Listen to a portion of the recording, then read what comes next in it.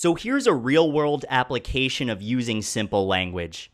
Pharmacokinetics is a term that describes how a medicine moves through your body, including how it's absorbed, distributed, metabolized, and eliminated. However, it can be a complicated concept to explain, especially to those who are not familiar with medical jargon. So to simplify this concept, we can use simple language and explain that pharmacokinetics is essentially how a medicine moves through your body, and this includes how your body takes in the medicine, how it spreads throughout your body, how your body breaks it down, and how your body gets rid of it.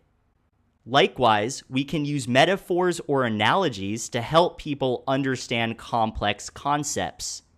For example, when trying to explain the immune system, we can use the metaphor of navigating a complex city.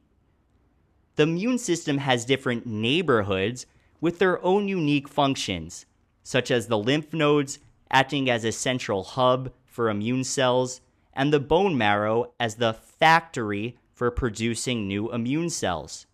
By understanding the different streets and districts of the immune system, we can better target specific diseases or conditions to help the immune system function more efficiently.